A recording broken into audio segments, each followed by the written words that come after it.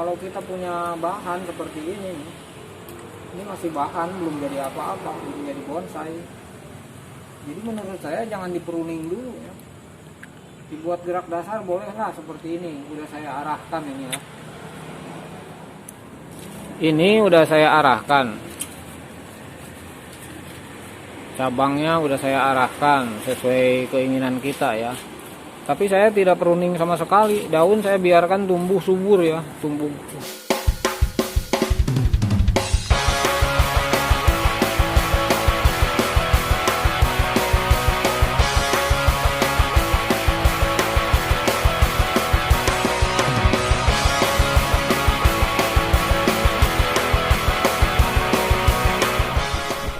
Halo sobat bonsai, ketemu lagi dengan saya di channel Sugan Jadi Bonsai. Kali ini saya akan sharing ya sedikit tentang pruning bonsai ya.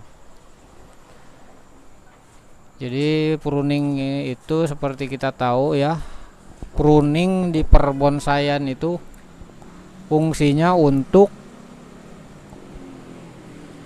agar kita mendapatkan daun baru yang lebih mungkin ukuran lebih kecil ya dari daun sebelumnya, dan daun yang lebih segar lagi ya.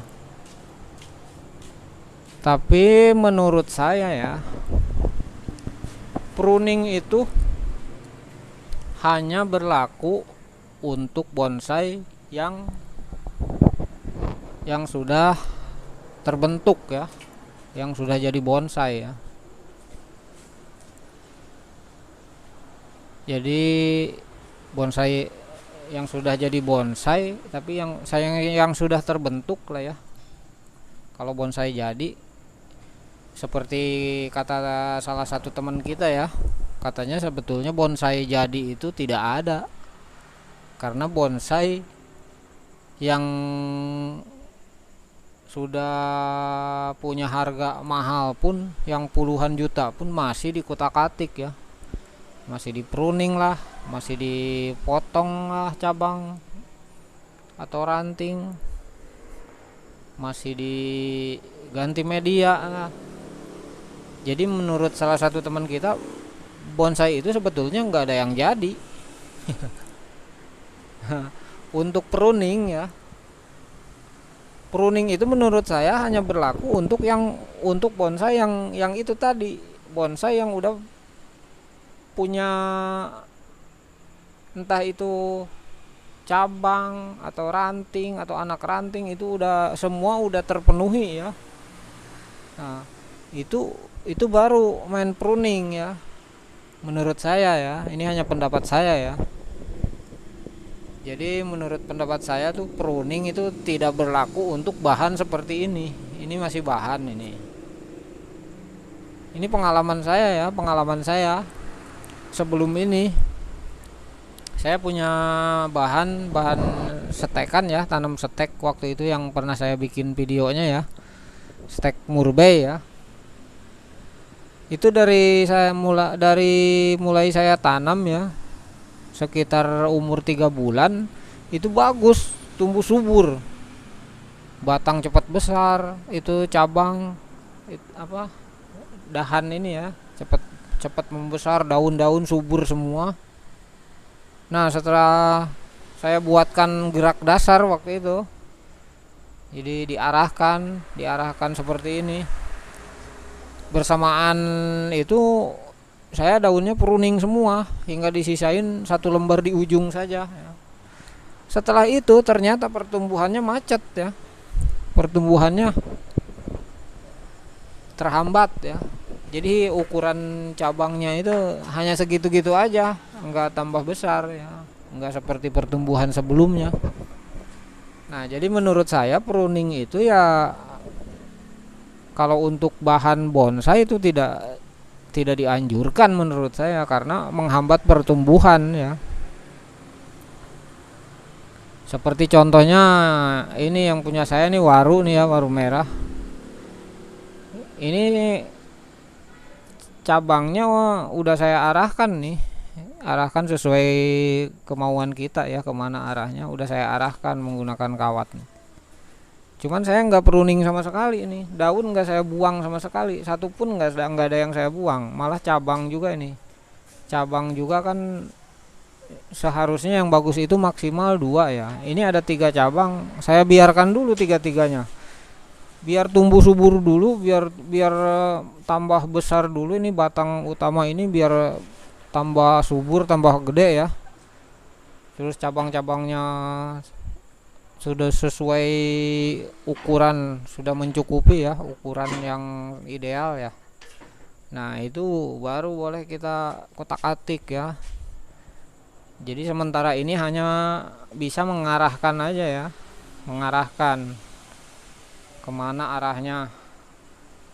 Saya nggak mau pruning, saya pengalaman saya ya gitu. Kalau kalau dibuang daunnya, pertumbuhannya macet ya. Ini saya waru ini saya program akar ya. Nantinya akan dibuat waru yang ekspos akar ya, akar ke atas kelihatan. Jadi ya gitu, itu hanya pendapat saya ya. Pruning itu hanya berlaku untuk bonsai yang udah punya bentuk ya. Sedangkan ini hanya masih berbentuk bahan ini ya. Jadi tidak berlaku menurut saya pruning itu. Karena menghambat pertumbuhan ya. Seperti yang saya punya nih, satu lagi contoh ya.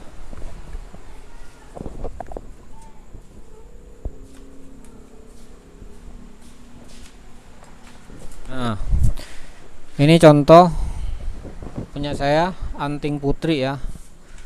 Anting putri ini saya setek batang juga ya. Ini udah bagus nih, udah tumbuh subur, malah udah keluar bunga segala. Ini udah numbuh tunas di mana-mana ini, sekeliling tumbuh tunas nih. Saya nggak mau nih di kotak-atik nih, biarkan aja dulu sampai semuanya subur. Kalau ini semua subur, otomatis batang ini tambah besar ya.